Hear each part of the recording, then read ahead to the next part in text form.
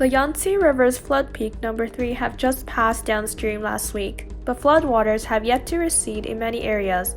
The Zhejiang Province was hit heavily by Typhoon Hagupit on August 4th. According to the China Meteorological Observatory, at 3:30 a.m. on August 4th, Hagupit landed at Yueqing city in Zhejiang Province, with winds of up to magnitude 13, affecting 54 local towns and villages, and causing power outages to 830,000 homes. It was the fourth typhoon to hit China this year. People posted videos showing extremely strong winds and heavy rain continuing until the morning of the 4th.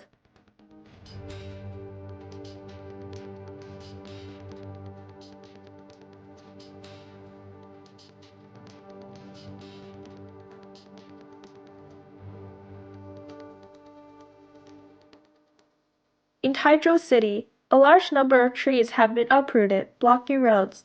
Window panes were blown down, and washing machines on balconies, or even the balconies themselves, were blown off to the streets. The roads were heavily flooded, with many cars soaked in water.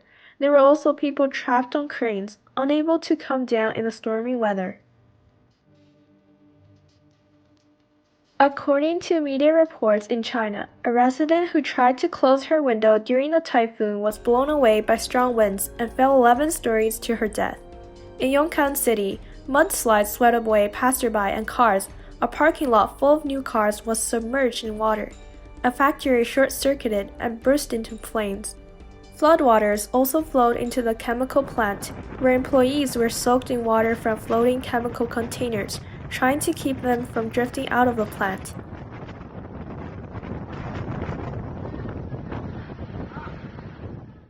"15 sections of highways in Zhejiang were closed as a result of the typhoon. In addition, the local meteorological station predicted possible flash flooding on August 5th and issued a red flash flood warning.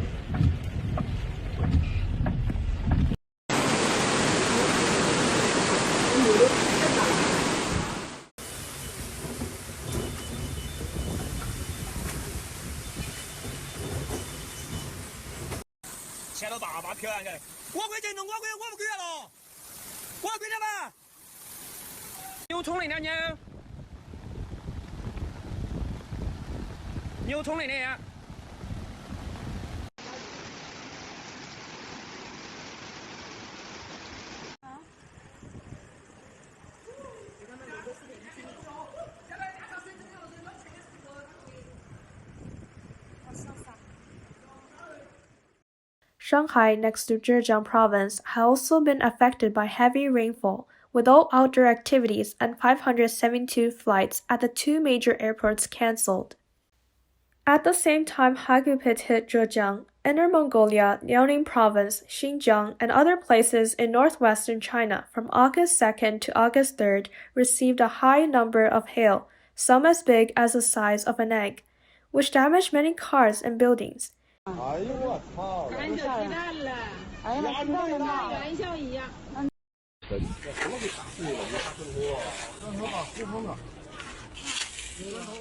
Xinjiang Yiling region, hail mixed with mudslides damaged mass areas.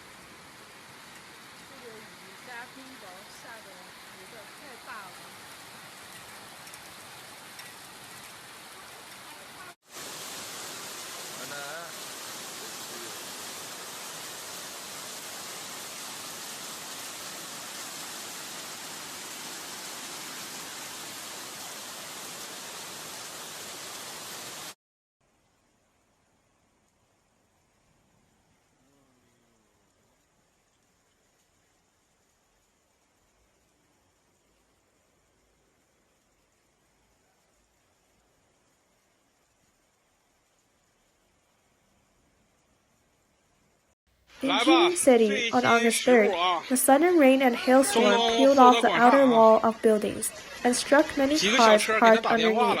In some areas, the floodwater remained at high level and many cars were still underwater until the next day. 这屋里都进水了，这水大不大？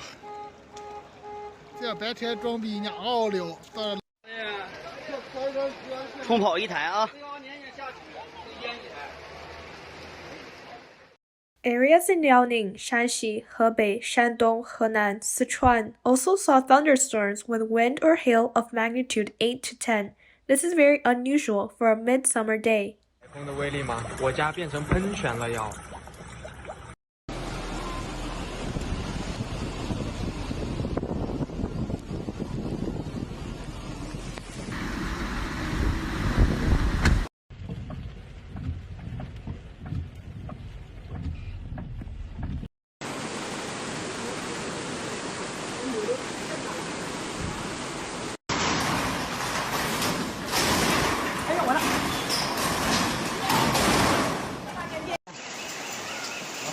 开的冲走掉了。那没办法，他老头，全家玻璃门都冲碎了，都冲落了。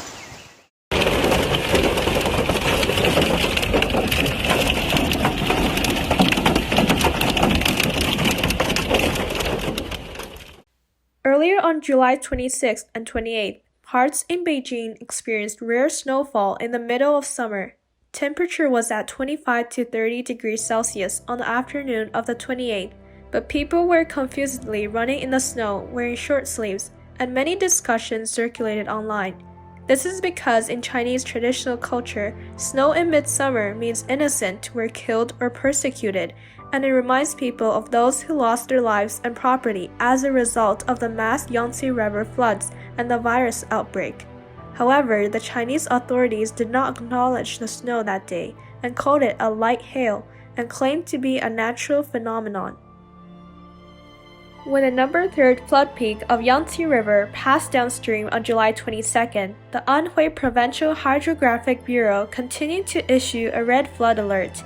The entire Huaihe River water level exceeded the alert level, and the Wangjiaba Dam in Anhui Province opened its floodgates at a maximum rate of 1,800 meters cubed per second, pouring floodwaters into the Mekong area, turning the place with 170,000 residents into a lake, causing hundreds of thousands of people to lose their homes. The latest footage shows that to this day, the floodwaters have not receded, but instead the sediments have settled, which indicates the water body is stabilizing and a new lake has formed. In Anshi City, Hubei Province, where the Three Gorges Dam is located, as the flood receded, the roads are filled with cars that have been turned into scrap metal. The streets are in a complete mess.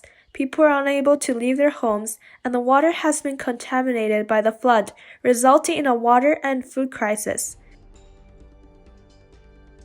A video on the internet shows that the government is actually using a fecal-sucking truck to deliver water to people, causing public discontent and reminding people that during the first wave of COVID-19 outbreak, the government also used garbage trucks to deliver supplies to residents in Wuhan.